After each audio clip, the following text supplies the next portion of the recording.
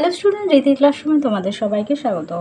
আজকে তোমাদেরকে দেখাবো পঞ্চম শ্রেণীর দ্বিতীয় পর্যায়ক্রমিক মূল্যায়ন 2024 সালের রায়মার্টিন প্রশ্ন বিচিত্রা থেকে পরিবেশ বিষয়ের মডেল কোশ্চেন নাম্বার 10, 11 ও 12 নম্বর যে সেটটি আছে সে তারই সমাধান করে দেব। চলো এবার আমরা দেখে নিই। প্রথমেই বলেছে পশ্চিমবঙ্গের কোন কোন জেলায় গেলে তুমি মালদাহ দেখতে পাবে, যেমন পুরুলিয়া, বাঁকুড়া, বীরভূম।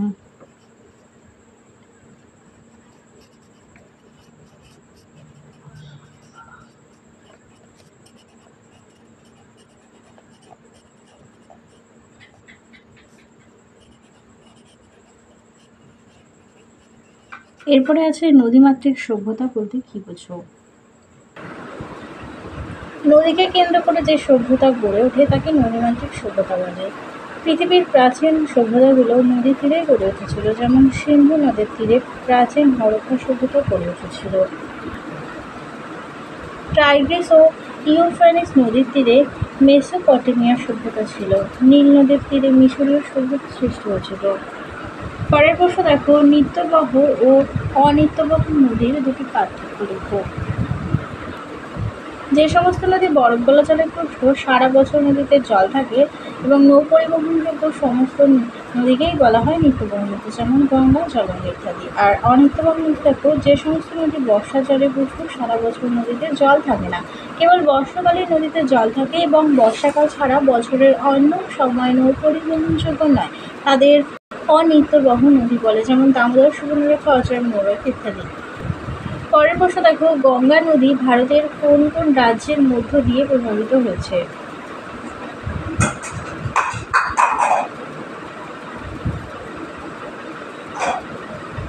বিহার, পশ্চিমবঙ্গ, উত্তরাখণ্ড,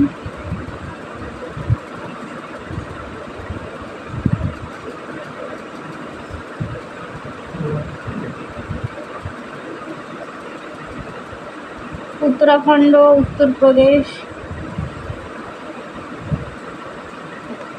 এরপরে দেখো ঠেসমূল ও শ্বাসমূল কি?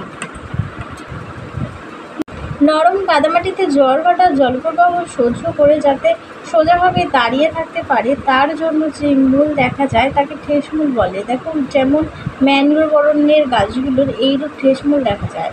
আর শ্বাসমূল দেখো লবণাক্ত জলভূমিতে ম্যানগ্রোভ উদ্ভিদের শ্বাসগ্রহণের অসুবিধা হয় বলে এক বিশেষ ধরনের মূল মাটির উপর থেকে বেরিয়ে আসে বাতাস থেকে অক্সিজেন গ্রহণ করার জন্য। এগুলোকে বলা হয় শ্বাসমূল, যেমন সুন্দরী, গৌরাঙ্গী, হরতাল। এরপরে দেখো আছে বঙ্গভঙ্গ কবে হয়েছিল? এটা হবে 1905 সালে। এরপরে দেখো আছে ডিভিসি এর পুরো নাম কি? এটা হবে দামোদর ভ্যালি কর্পোরেশন।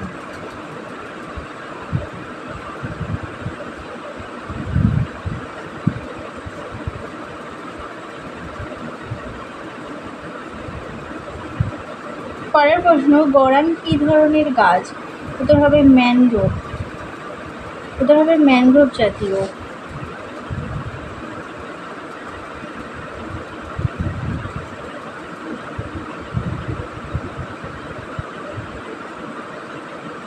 পরের প্রশ্ন, বাঁশের কেল্লা কে বানিয়েছিলেন? উত্তর হবে তিতুমির।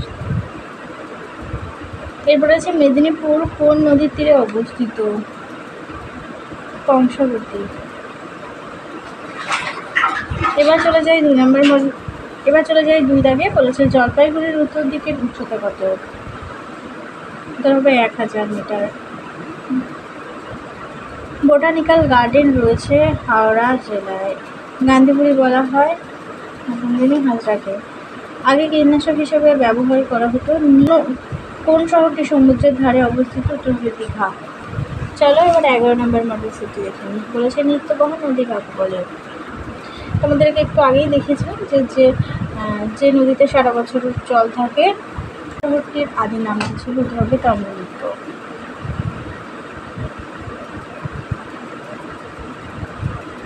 পরের প্রশ্ন, কোন জেলা টেরাকোটা শিল্পের জন্য বিখ্যাত? উত্তর হবে বাঁকুড়া জেলা।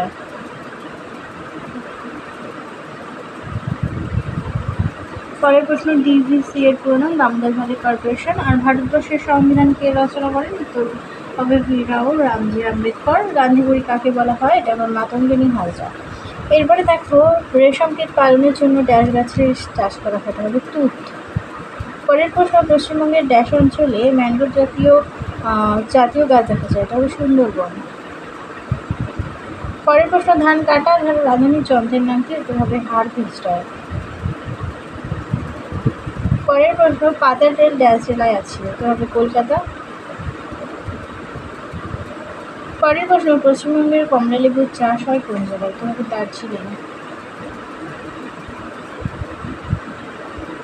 এরপর আছে শিঙি মাগুর ড্যাশ মাছ, এটা হবে জিওল মাছ। এবার দেখে নাও, পশ্চিমবঙ্গের পশ্চিমের মালভূমি অঞ্চল কোন কোন জেলা নিয়ে গঠিত? পশ্চিমবঙ্গের পুরুলিয়া জেলা, বাঁকুড়া, পশ্চিম মেদিনীপুর, বীরভূম আর বর্ধমানের পশ্চিম দিকটা নিয়ে পশ্চিমবঙ্গের পশ্চিমের মালভূমি অঞ্চল অবস্থিত। পরের প্রশ্ন দেখো, সুন্দরবন অঞ্চলের মাটির দুটি বৈশিষ্ট্য লেখো। 1 নম্বর পয়েন্ট, সুন্দরবন অঞ্চলের মাটিতে লবণের পরিমাণ বেশি থাকায় এই মাটি লবণাক্ত।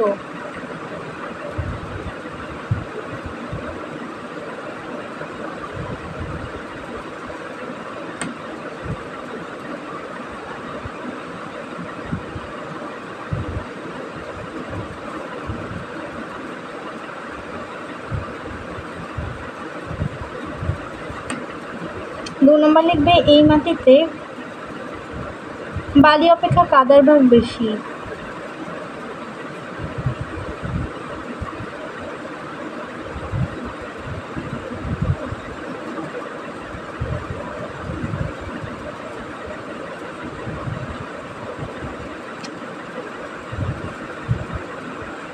এরপরে দেখো, স্বাধীন ভারতের প্রথম প্রধানমন্ত্রী ও শিক্ষামন্ত্রীর নাম লেখো।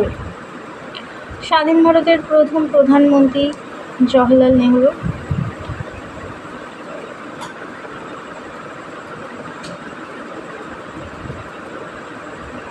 আর শিক্ষামন্ত্রী ছিলেন আবুল কালাম আজাদ।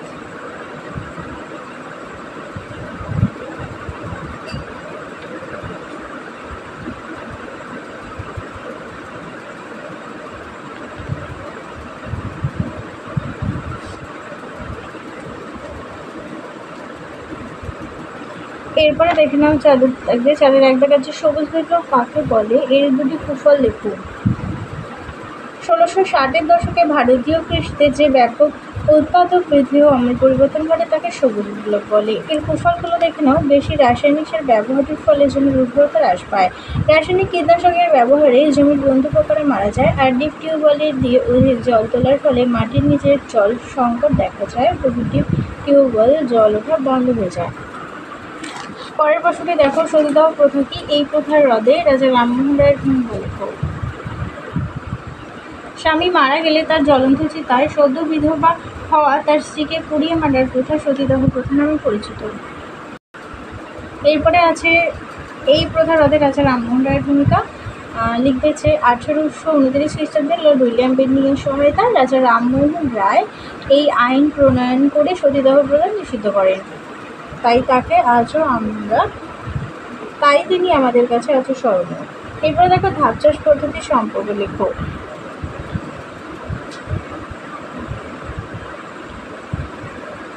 পাহাড়ে ঢালু জমিতে সিঁড়ির মতো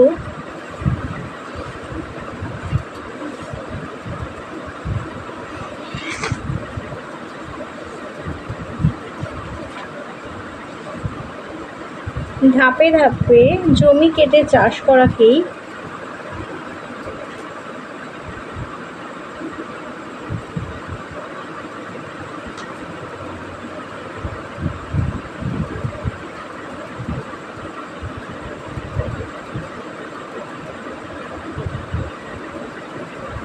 ধাপ চাষ বলে।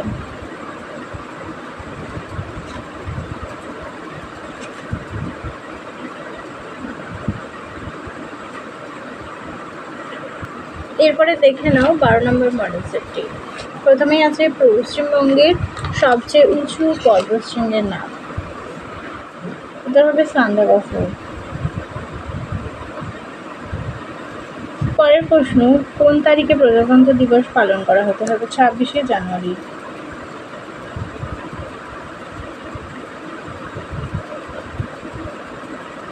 এরপরে আছে পশ্চিমবঙ্গের রাজধানীর নাম কি? হতে হবে কলকাতা। 4 দাগে আছে স্বাধীন ভারতের প্রথম শিক্ষামন্ত্রীর নাম।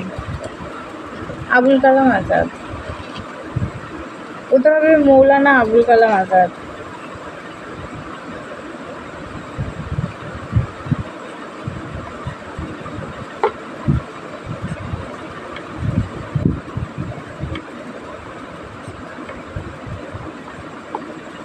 পরের প্রশ্ন, বাঁশের কেল্লা কে বানিয়েছে? হতে হবে তিতুমির।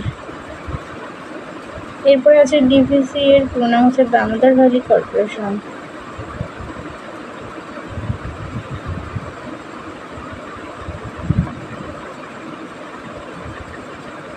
চলে যায় শূন্যস্থান পূরণে। বলেছে গাছের পাতা ছাড়া ড্যাশ পাওয়া যাবে না?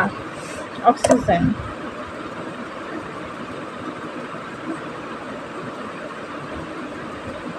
এরপরে আছে পশ্চিমবঙ্গের প্রধান খনিজ সম্পদ। এটা হবে কয়লা। শিশু দিবস হলো ড্যাশের জন্মদিন। এটা হবে জওহরলাল নেহরু।